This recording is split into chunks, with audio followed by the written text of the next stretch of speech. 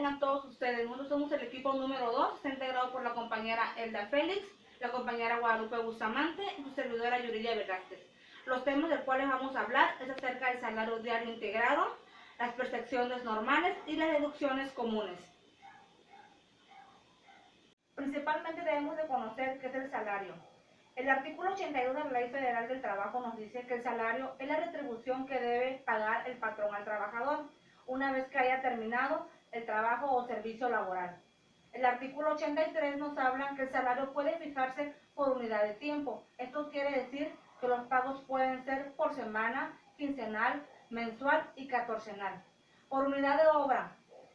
Este salario que se le paga a algunos trabajadores de acuerdo a la cantidad de trabajo que se haya terminado, que haya elaborado. Por comisión. Un ejemplo podría ser las personas que trabajan en tiendas departamentales. Ellos tienen su sueldo diario y reciben una comisión por sus ventas. Por precio alzado. Es el pago total que se le da a un contratista por el trabajo totalmente terminado. Un ejemplo podría ser los arquitectos. Una vez que tienen su proyecto y terminan su obra, se les paga un total por el trabajo ya terminado.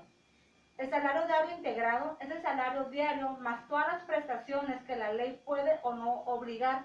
Las que no son obligatorias pueden ser, en algunas empresas nos dan servicio de comedor, gastos médicos mayores, transporte, entre muchos. Normalmente aquí en México, lo que son las pocas leyes que nos dan aquí en México son el aguinaldo, la prima vacacional y las vacaciones. ¿Cómo se calcula el salario diario integrado?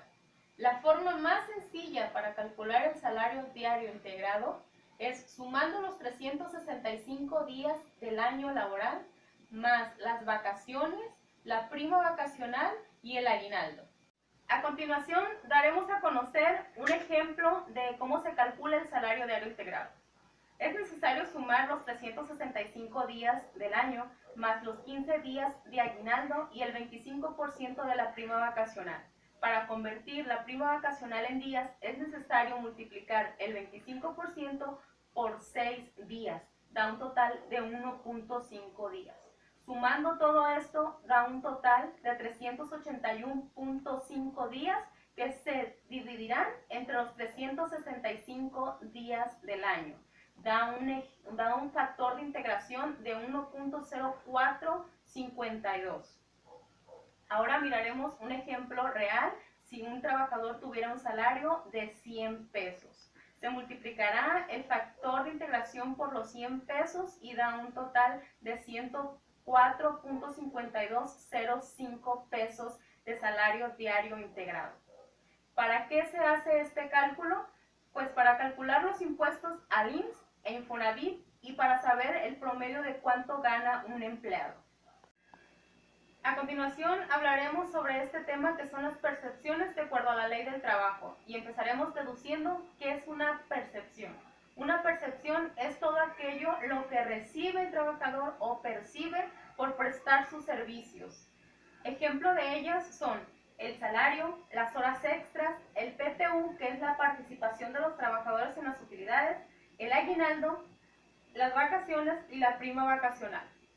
De acuerdo a la ley del trabajo, en el artículo 66 nos habla de las horas extras, que sí se pueden extender más allá de tu jornada laboral normal de trabajo, pero siempre y cuando no excedan 3 horas por 3 días en una sola semana. Esto quiere decir que yo puedo trabajar un día 3 horas, al siguiente día 3 horas y al otro siguiente día 3 horas, pero no más allá de esto. El artículo 67 dice que pagarán las horas extraordinarias a un 100% según corresponda la hora de tu jornada. El artículo 68 nos dice que cuando se trabaje en tiempo extraordinario, las horas trabajadas que excedan más de 9 horas se tienen que pagar al 200%, o sea que se tienen que pagar triples. Ejemplo de ellos. Si yo trabajo 18 horas, 9 de ellas ya serían triples. ¿Por qué? Porque yo estoy trabajando mis 9 horas normales de acuerdo a la ley, pero estas 18 horas no las puedo trabajar en una sola semana. Si en una empresa estamos trabajando y cierra semana un miércoles, yo tendría que trabajar de lunes a miércoles las 9 horas y las otras 9 horas de jueves a viernes, para que no se me junten y se excedan de acuerdo a la ley del trabajo. Las vacaciones.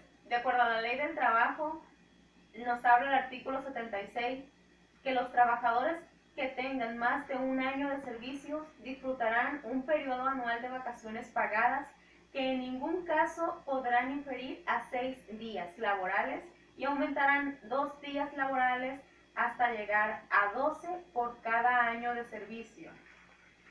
Y después del quinto año serán 2 días por cada año. Prima vacacional. El artículo 80 nos habla que los trabajadores tendrán derecho a una prima vacacional no menor del 25% sobre los salarios que les correspondan durante el periodo de vacaciones o proporcional dependiendo si no se laboró todo el año. El aguinaldo. El artículo 87 de la Ley Federal del Trabajo nos habla que los trabajadores tendrán derecho a un aguinaldo anual que deberá pagarse antes del día 20 de diciembre, hoy equivalente a 15 días de salario por lo menos, o proporcional dependiendo del tiempo laborable. Deducciones comunes. Es el conjunto de descuentos por nómina que se efectuarán a los ingresos del trabajador en forma periódica, derivadas de obligaciones fiscales y administrativas. Eso, en pocas palabras, pues es todo lo que se descuenta por vía nómina. Le voy a dar unos ejemplos de deducciones comunes, que son las legales, que son las por ley, que son como el ICPT, IMSS, Infonavit, pensión alimenticia y sindicato. En las contractuales, que es por contrato, que es por un acuerdo a la empresa, sería comidas, préstamos personales, convenios comerciales y faltas y retardos. Deducciones legales. ICPT, impuestos sobre el producto del trabajo. Todos los que cobran sus salarios por nómina están obligados al pago de impuestos. El IMSS es el Instituto Mexicano del Seguro Social, que es el cálculo de descuentos del IMSS, se debe hacer utilizando las tablas vigentes y considerando principalmente modificaciones en el salario mínimo vigente. Infonavit, Instituto del Fondo Nacional de la Vivienda para los Trabajadores. En el caso de los derechohabientes, el patrón es responsable de realizar cada mes la aportación por el 5% del salario del trabajador a la subcuenta de vivienda contenida en la administradora de fondos para el retiro, que es el Afore, que el trabajador haya seleccionado naturalmente. Pensión alimenticia. Cuando un juez, mediante sentencia u otra resolución judicial, obliga al pago de cantidades mensuales por este motivo. Artículo 132 de la Ley Federal del Trabajo. Son obligaciones de los patrones, 22º. Hacer las deducciones que soliciten los sindicatos de las cuotas sindicales ordinarias. 23º.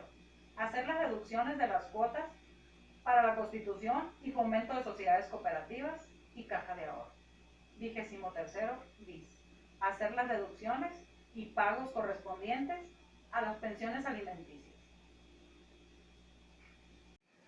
A continuación, les presento un comprobante de pago donde se ven reflejados lo que es el salario diario integrado, las percepciones y las deducciones.